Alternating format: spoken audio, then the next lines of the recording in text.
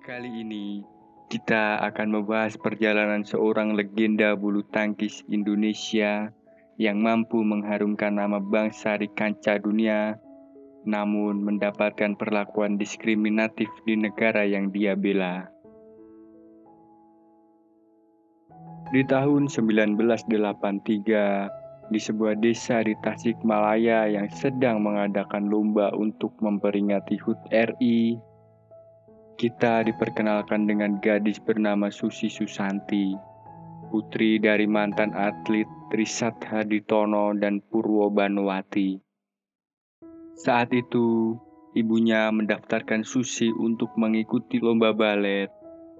Namun karena Susi tidak berminat untuk menjadi balerina, akhirnya Susi pergi meninggalkan tempat itu untuk melihat kakaknya Rudi Gunawan yang sedang mengikuti lomba bulu tangkis yang diadakan oleh Rudi Hartono.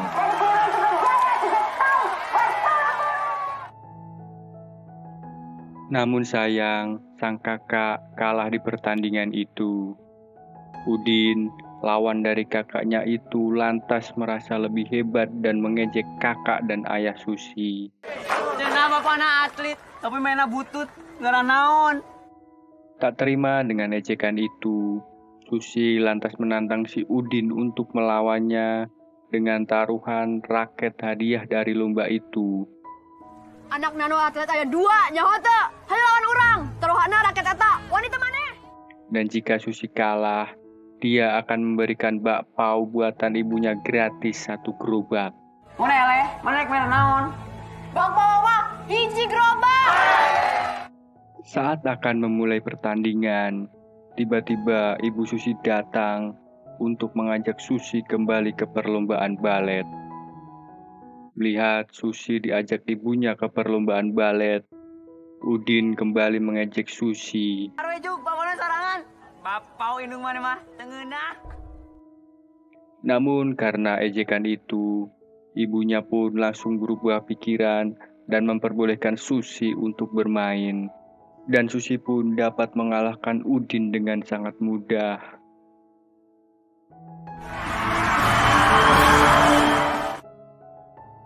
Malam harinya, ayah dan ibu Susi membicarakan kejadian siang tadi. Susi sebenarnya dipersiapkan ayah dan ibunya untuk menjadi balerina, dan Rudi kakaknya disiapkan untuk menjadi atlet bulu tangkis. Namun nampaknya Susi tidak ingin menjadi balerina dan lebih berminat menjadi atlet bulu tangkis. Di tengah perbincangan mereka, tiba-tiba telepon rumah berdering. Rupanya itu adalah telepon dari PB Jaya Raya milik Rudi Hartono yang menawari Susi untuk trial di sana. Saha eta? Dari grup Jaya Raya mah, mereka nawarin Susi untuk trial di sana. Seketika itu juga, ayah dan ibu Susi berubah pikiran dan akan menjadikan Susi sebagai atlet bulu tangkis. Dan pagi harinya, Susi lantas diantar ayahnya ke Jakarta untuk bergabung ke PB Jaya Raya. Mah, cepet awak Susi ya.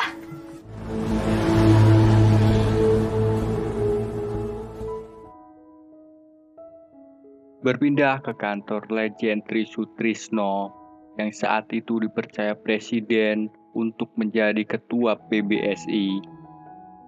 Di sana sudah menunggu Sekjen KONI MF Siregar atau yang biasa dipanggil Opung oleh para atlet.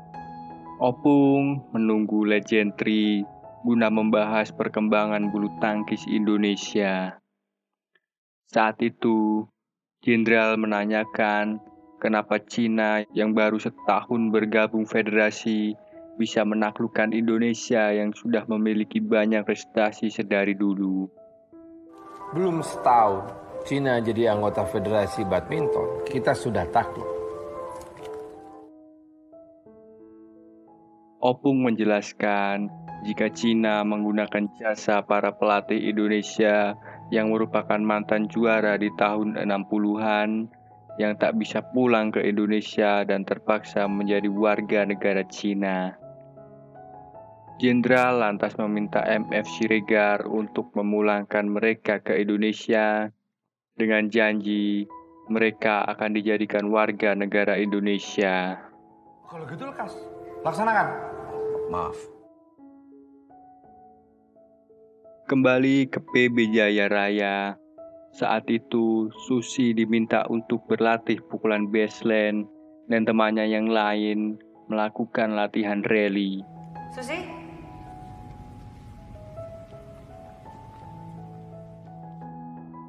Karena sudah bosan dengan latihan yang dia dapat, Susi lantas keluar dan melempar raketnya.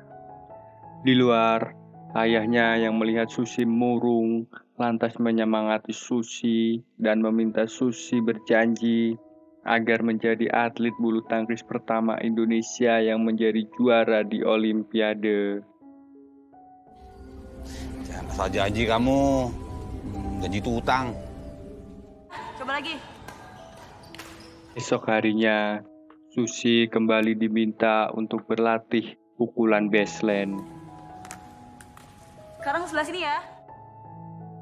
Di tengah latihan, Susi yang sudah terlalu bosan karena beberapa hari hanya berlatih pukulan baseline saja, akhirnya meluapkan emosinya. Latihan apaan sih? Dari tadi latihannya ini melulu. Siapa sih yang bikin program payah kayak gini?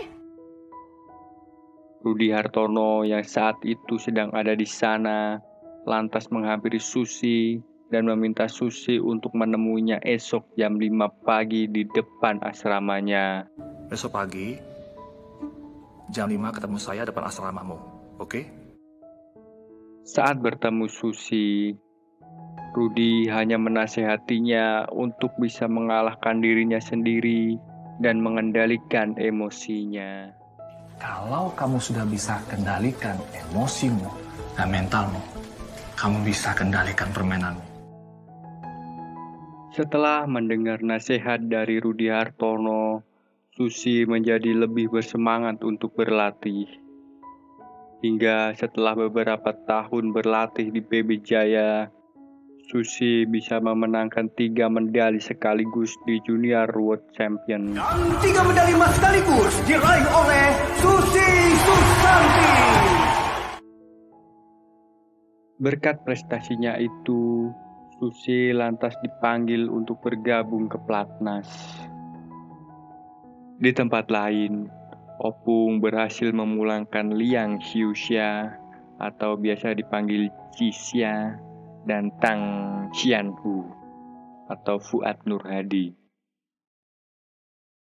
Saat pertama bertemu dengan jenderal, mereka langsung menanyakan kejelasan status mereka di Indonesia. Namun, sang jenderal meminta mereka memberikan hasil yang bagus terlebih dahulu sebelum membicarakan hal yang lain. Dan jenderal juga memberi wewenang sepenuhnya kepada pelatih untuk memilih pemain yang mereka inginkan. Wewenang 100% ada di pelatih. Yang penting, Piala Sudirman harus jadi milik Indonesia. Mendatangkan ibu berdua ini tidak mudah. Jadi kita kasih lihat dulu hasil. Setelah pertemuan itu, Cisya dan Fuad Nur Hadi kembali melatih dan meminta pemainnya untuk berkelompok dan saling mengoreksi. Susi pun mendapat kelompok bersama Alan Budi Kusuma, dan semenjak itu mereka menjadi semakin dekat.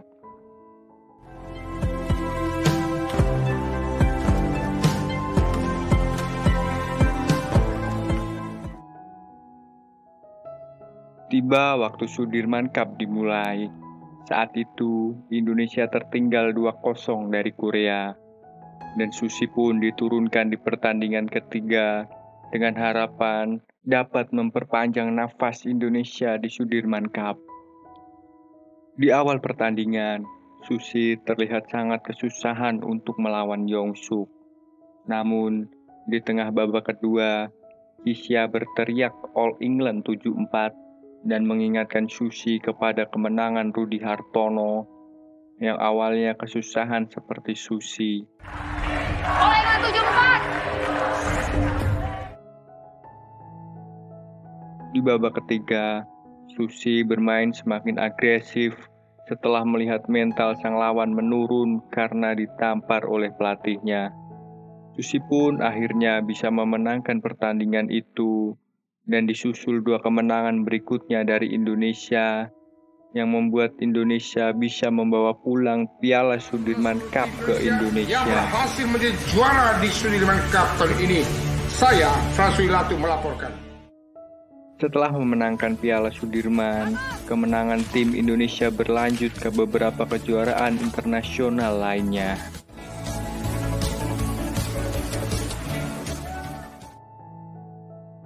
Beberapa tahun berlatih bersama di Platnas, Susi dan Alan terlihat semakin dekat, hingga akhirnya mereka pun resmi untuk berpacaran.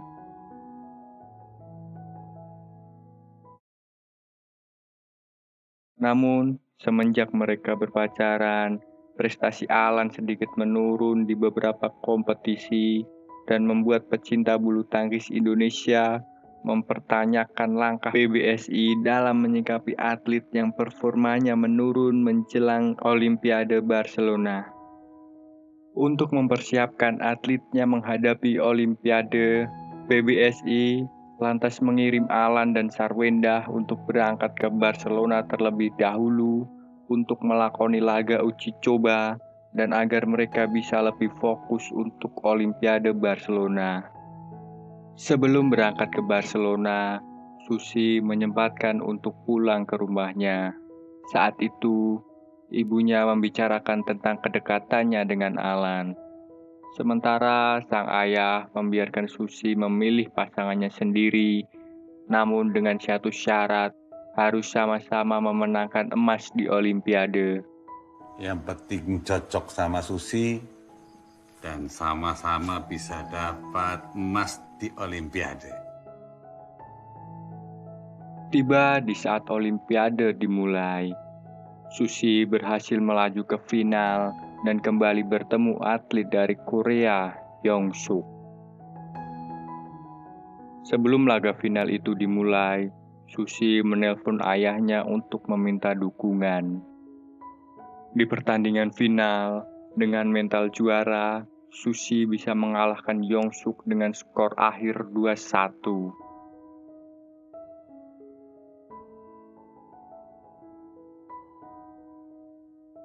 Sementara itu, Alan yang mendapat dukungan dari Susi akhirnya bisa mengalahkan Ardi dan membawa pulang medali emas Olimpiade. Susi dan Alan pun lantas diberi julukan pengantin Olimpiade karena sama-sama memenangkan medali emas saat itu.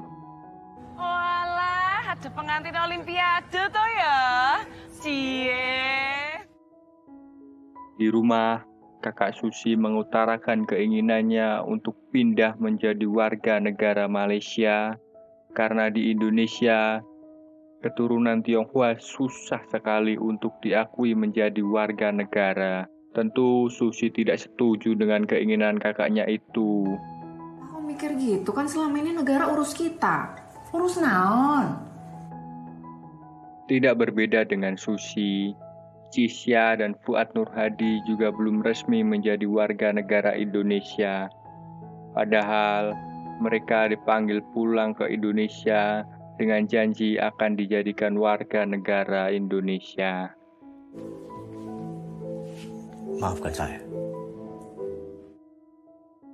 Berpindah ke Olimpiade Atlanta, Susi yang awalnya berpikir tidak ingin untuk berangkat, akhirnya Susi memutuskan untuk berangkat ke Atlanta. Namun karena Susi yang tidak fokus karena masalah kewarganegaraan, akhirnya hanya bisa mendapat medali perunggu di Olimpiade Atlanta. Setelah Olimpiade itu, Susi dan Alan lantas memutuskan untuk menikah. Untuk hidup dalam suka dan duka, sehat maupun sakit. Tak lama setelah pernikahannya, di tengah krisis moneter dan kerusuhan yang terjadi di Indonesia, Susi dan Alan berangkat ke Hong Kong untuk bertanding di Piala Thomas Cup dan Uber Cup.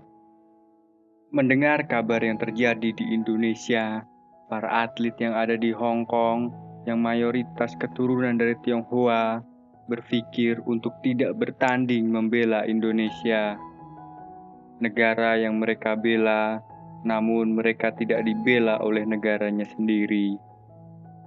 Namun, Alan meyakinkan mereka untuk tetap bermain, dan Susi dengan penuh kebanggaan berjalan menuju ke lapangan untuk membela negara yang ia cintai, dan Susi dapat memenangkan medali perak. Indonesia has let me down, let my family down, let my team down. Hingga akhirnya tanggal 21 Mei 1998, Presiden Soeharto turun dari kursi presiden. Setelah pergantian presiden itu, Susi pun resmi menjadi warga negara Indonesia.